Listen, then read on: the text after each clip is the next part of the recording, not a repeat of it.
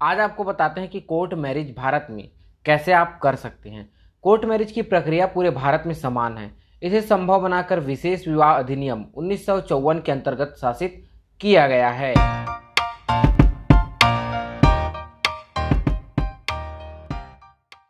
इसके संबंधित दो बातें निकलकर सामने आती है कि पहला यह है कि आप विवाह पंजीकरण ऑनलाइन नहीं कर सकते। इसके लिए आपको मैरिज अधिकारी के सामने आपको स्वयं उपस्थित होना होगा, तभी विवाह का पंजीकरण हो पाएगा। दूसरी बात यह आती है कि क्या कोर्ट मैरिज के लिए माता पिता की मंजूरी अनिवार्य है? तो बिल्कुल नहीं। कोर्ट मैरिज के लिए माता पिता की मंजूरी जरूरी नहीं है, बशर्ते कुछ नियमों का पालन आपको करना ही पड़ेगा।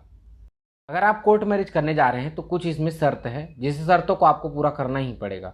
पहला यह है कि विवाह में शामिल होने वाले दोनों पक्षों की पहली शादी से जुड़े पति या पत्नी जीवित न हो, साथ ही कोई पूर्व विवाह वैध न हो।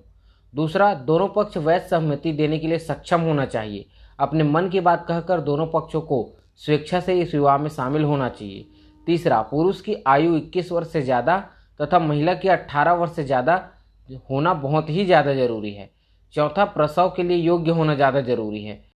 पांचवा है कि निषिद्ध संबंधों की सीमा से बाहर होना चाहिए। हालांकि किसी एक धर्म के परंपरा में इसकी अनुमति हो तो यह विवाह मान्य होगा। चलिए अब आपको बता देते हैं कि कोर्ट मैरिज की प्रक्रिया क्या होती है।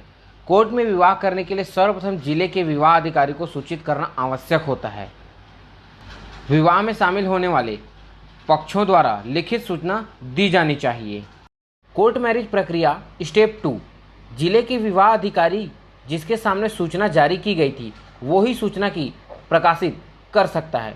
सूचना की एक प्रति कार्यालय में एक विशिष्ट स्थान पर तथा एक प्रति उस जिला कार्यालय में जहां विवाह पक्ष स्थायी रूप से निवासित है वहां पर प्रकाशित की जाएगी। कोर्ट मैरिज प्रक्रिया 3, इसमें आपको 30 दिन का समय दिया जाएगा।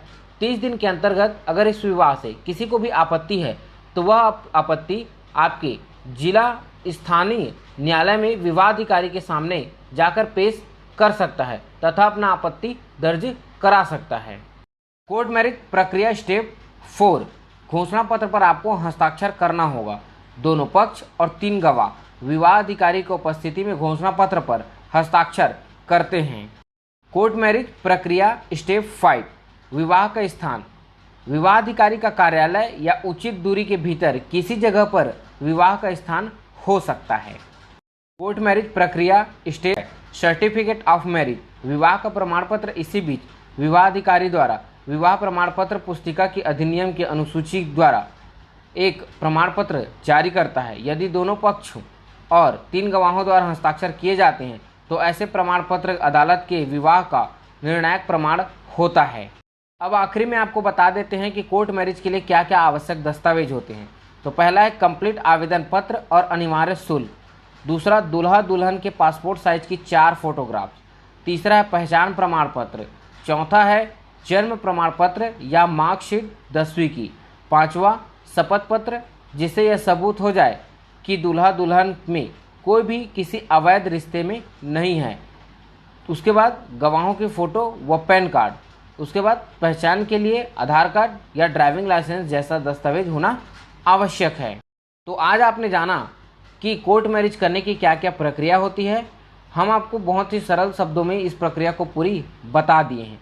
इसके अलावा यदि आप एक दिन में या कुछ ही घंटों में अगर आप शादी करना चाहते हैं तो हिंदू मैरिज अधिनियम के अंतर्गत आप कहीं भी किसी आर्य समाज या मंदिर में जाकर शादी कर सकते हैं और एक वहाँ पर आप फोटोग्राफ्स ले लीजिए और वहाँ आपको प्रमाण पत्र भी दे दिया जाएगा। उसके माध्यम से आप कोर्ट मैरिज भी कर सकते हैं, जिससे आपको यह सुविधा होगी कि आपको 30 दिन का इंतज़ार नहीं करना पड़ेगा। आपकी जो शादी है वो बहुत ही जल्दी ख़त्म हो जाएगी। धन्यवाद।